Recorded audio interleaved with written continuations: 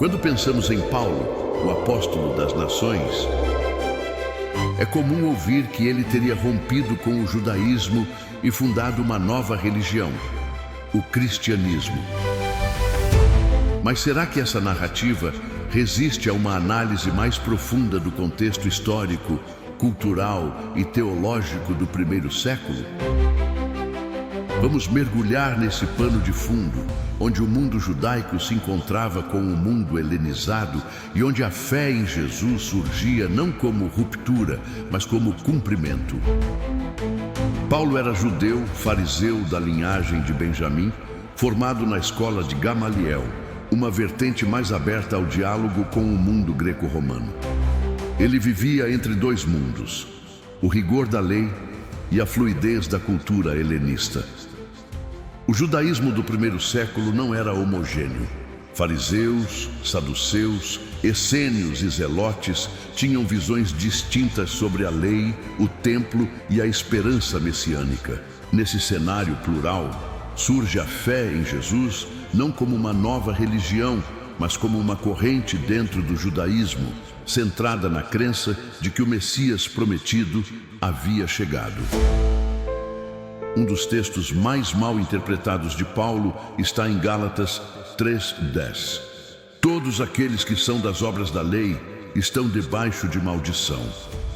Mas está escrito: maldito todo aquele que não permanecer em todas as coisas que estão escritos no livro da lei para fazê-las. À primeira vista, parece que Paulo está dizendo que guardar a lei é algo amaldiçoado. Mas ao citar Deuteronômio 27:26, ele está apenas reafirmando um princípio já conhecido.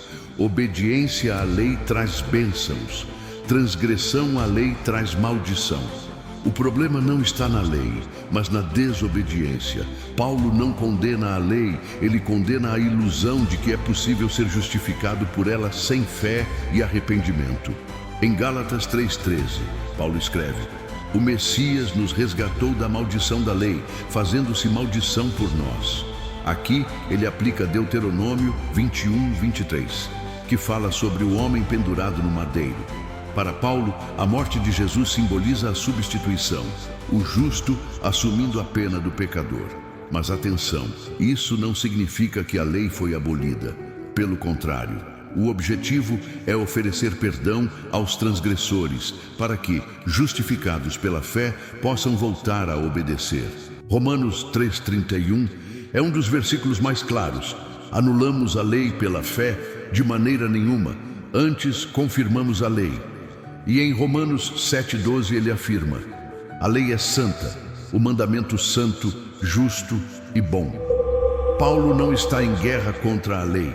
Ele está em guerra contra o pecado, contra a carne que se opõe à vontade de Deus. Romanos 8 mostra essa tensão. A carne é inimiga da lei.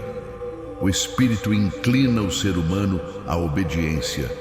Paulo explica que a lei tem uma função reveladora. Eu não conheceria o pecado se não fosse pela lei. Romanos 7:7. O problema não está na lei, mas na natureza humana vendida ao pecado. Por isso, a obra do Messias é dupla: perdoar o transgressor, capacitar pelo Espírito uma vida de santidade e obediência. Paulo nunca fala em romper com Israel. Ele nunca propõe uma fé desligada da herança hebraica. Sua missão, segundo Atos 9:15, era levar a mensagem do Messias judeu às nações. O termo cristianismo só aparece muito tempo depois, em Atos 11:26, como uma designação externa, não como uma iniciativa de Paulo. Ele não fundou uma nova religião. Ele proclamou o cumprimento das Escrituras. A fé em Jesus não anula a lei, ela a confirma. A justificação pela fé não é uma licença para desobedecer, mas um convite à obediência verdadeira, movida pelo Espírito. Paulo via a lei como espiritual, santa, justa e boa, mas reconhecia que só pelo Messias o ser humano pode vivê-la plenamente.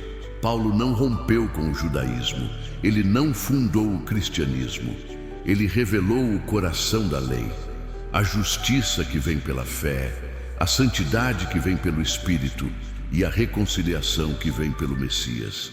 Se você achava que Paulo era o criador de uma nova religião, talvez seja a hora de rever essa ideia, porque para ele tudo começa e termina na fidelidade ao Deus de Israel, revelado em Jesus.